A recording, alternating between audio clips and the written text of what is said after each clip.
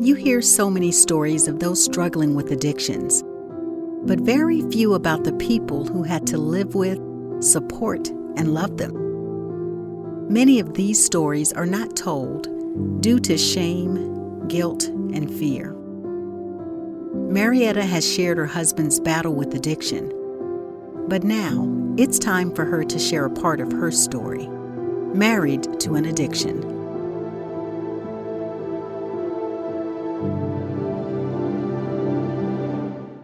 My whole demeanor started changing. I was cussing him out. I even started drinking. Now, I used to have like a glass of wine or whatever, but when you look up and the whole bottle of wine is gone so you could go to sleep, that's a problem. It is. In order to keep me from going out looking for him, Wow. I'm thinking I'm having a glass of wine to relax. I look up and the bottle is gone. I could have easily became an alcoholic. Easily.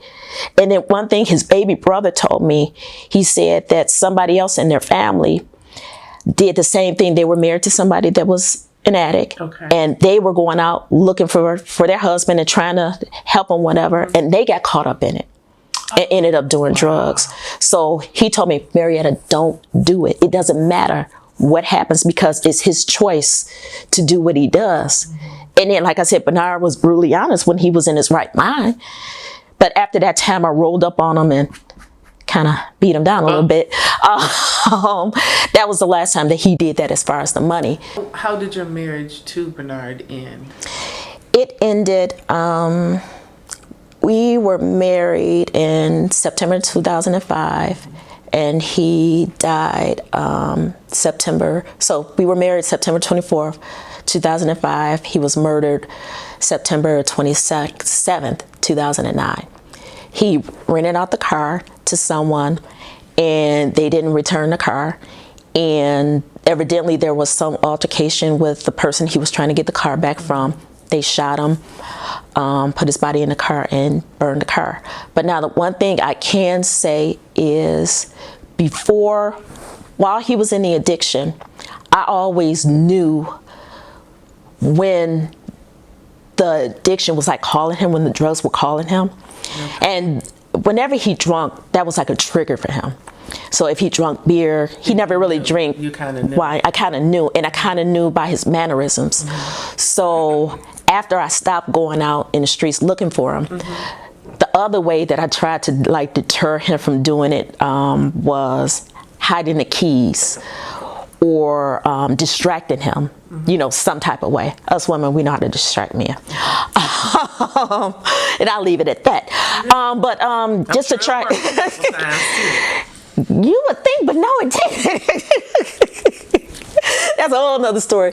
But yeah, I tried everything to kind of distract him in order to keep him from going out doing the drugs. And speaking about that whole thing about distraction, the thing that I think hurt me the most was that as a woman, you can, and I know this sounds crazy and it sounds stupid, but this was my reality back then. You can, or either I could see if he was cheating on me with another woman, because I could look at the woman and say, oh, she's doing this, she's doing that. That's enticing him. That's drawing him to her. She's more beautiful than me. She treats him better than me. So in my mind, I could look at that and say, okay, well, maybe if I change my mannerisms, maybe if I dress a little bit better, give him the attention that he needs, then maybe he'll love me. But how can you compete with an addiction? You can't. Because, this thing had him so much that I'm sitting there like, why don't you love me enough to stop? You mean to tell me that you love these drugs more than you love me? But if it was a woman, I could say, okay, she doing whatever, but I couldn't compete with a drug. And that was the hardest thing for me to deal with. Was like, you keep telling me you love me, but you leaving me. You keep telling me you love me, but you won't put this stuff down. That ain't love to me. But it was like I had to separate Bernard from the addiction because I literally was dealing with two people or two personalities. Two personalities in one person. Because Bernard, being himself, he had a good heart, big heart. He'd do anything for anybody. But that Bernard with the addiction, that boy, that's the thing that I think that bothered me, was I knew his heart.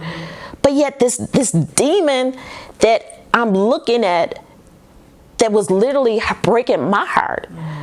You know, so I had to do that whole dance with him, but before he passed was the longest period that he had been clean. And I think it was like 3 months. He was almost 3 months clean. Wow. So the night that so our wedding anniversary was the 24th. We celebrated 4 years.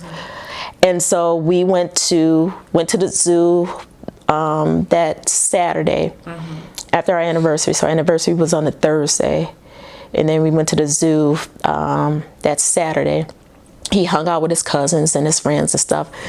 And he told me to come back and pick him up afterwards. So that Saturday night, came back and pick him up. And we came home, and he said, Marietta, I want to start all over again. I want to start fresh. And he literally took all his clothes out of the closet, put them on the couch, took all his gym shoes out. He said, let's call my nephew, because I want to take all my stuff over there. It's like, you know, this is like 12:30 in the morning. I mean, he's sleeping. You know, James ain't got time. I mean, no wink. Time was there. That Yeah, he had to go. He wanted to go with it, and I said, no, Bernard, let's wait until in the morning. Well, no, I wanna do this. Just get rid of everything and start all over again. Wow. And so after he took all his shoes out of the boxes, he said, okay, I'm going to take the boxes and throw them out in the dumpster. Now, when he went in the bedroom, he turned the radio on, so I didn't hear him looking in my purse for the keys. I totally missed the clues that I normally would notice. I missed it. I didn't think anything was going to happen, but I just figured, okay, he made a choice. He did what he did, and I literally went to sleep. I went to sleep because I was finally at a point where I trusted God for his life. So that Sunday morning when he didn't come home, I didn't call anybody. I was like, okay, he'll be late. He knows I have to be at church because we were having some function.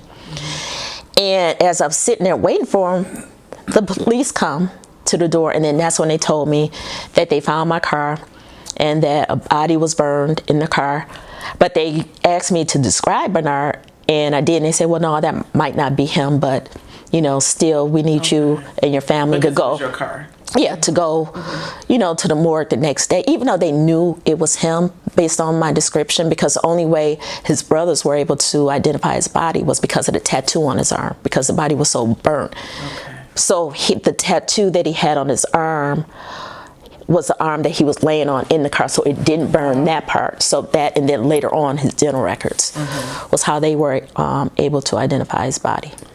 You know, the events you just described is very difficult to see how, because I was at work with you, right? So I saw you day after day after day, and, you know, we had the prayer group during the day, but it was still, there was no way we could have known the depth of what you went through. Even though we were there in prayer, we had scripture and everything, the depth of the things that you went through, you have a tremendous testimony. But the thing was that I guess it was from the way that I was raised, is that you cover your husband. And his addiction wasn't anything that I was supposed to expose. If he wanted to share with people, then that was his, you know, his journey or his testimony to tell, not mine. My thing was to love him. Yes. Was to keep him focused on him, because he had a lot of issues with a lot of different things, and he would always see what was going on with everybody else, I guess as a deflector, so that he didn't have to look at himself. You know, he would point at everything that everybody else is doing wrong. So my position, I felt, was to keep him on track. Look at what you're doing. Keep reminding him of who he is and who God called him to be. Because I remember, I guess his street name years ago used to be Waldo. And so when people would call the house and say, can I speak to Waldo? I was like, Waldo dead. Who you want to talk to? Wow. Waldo is not alive. And I constantly reminded him of that. But in doing that, I did a lot of harm to me, because I paid so much attention to taking care of him, I was totally lost. Yes. I was completely lost. Yes. I no longer knew who I was. The confident woman that I used to be was gone. It was almost as if I died. Marietta literally died during that whole period.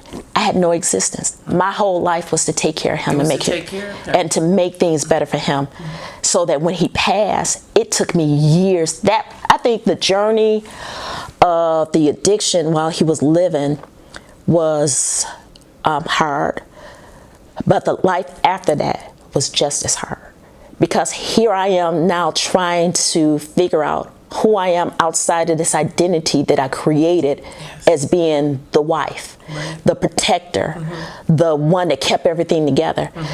My mom didn't know about the addiction until the day the police came to the house and told me what was going on, that he was dead, or either that he possibly, that possibly could be him. Because you covered him. I covered him. I didn't talk about it. And I covered it so much that, and we're going to get into it a little bit later, that became my addiction. That as much as he had an addiction, I had an addiction too, as far as trying to keep everything together, trying to make it seem like we had the perfect marriage. And then as I was in prayer, preparing for this, the Lord showed me that not only did I have an addiction to the whole perfection of the marriage, or the idea of what the marriage should be, but I also was trying to make the naysayers to prove them wrong. Because here I am marrying somebody just out of prison. Even his mom and my mom asked us, why are y'all getting married so fast? Why can't you wait? Wow. What's the urgency in you guys getting married right now? Why so fast? And I know that was a part of why I needed to keep it tight. Was because you didn't want them to know. You didn't. Yeah, I didn't want people to know that maybe they were right, that maybe we should have waited, even though God did tell me to wait. In the beginning, God told me to wait. He didn't say not to marry him, but he told me to wait. And I didn't want to do that. Why? I wanted to be married. Okay. I wanted to be, not that I didn't love Bernard, but I realized now, looking back, I love the idea of what our marriage could have been. Because here you are, this man, I mean, when I tell you this, he was phenomenal in the Word. All I visioned of us was ministry. Now, going back to what you talked about, that people look at the wedding, but they don't look at the life after that. So the life that I looked at after our wedding was all ministry. Okay. I didn't look at the day-to-day whatever. All I was like, oh, we get ready to go out here. We get ready to win souls for Christ. We get ready to put the devil under our feet. We get ready to do this thing for the city of Detroit. That was my vision. And so I had to ask God, was I fighting for my marriage, or was I fighting for a vision?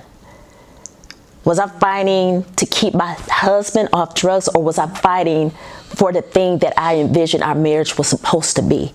We are supposed to be in ministry. We're supposed to be out here doing all this stuff. So I think that's that's the reason why I had so much anger in me towards a lot of people. People that didn't agree with us. Let's talk about it. People that our former pastor I was mad with. Some of his family members I was mad with. I was mad with the church, even the church that I'm at right now, because I'm wondering. Now, we're in a Pentecostal spiritual church. Nobody sees how much pain I'm in. Nobody understands how I'm feeling. Nobody gives a care at all. And then God had to ask me, why should they? Why are you in this position? Who put you in this position? Did they do it? Did they tell you to make all these decisions? So why are you blaming something on somebody that they don't even know that they did to you?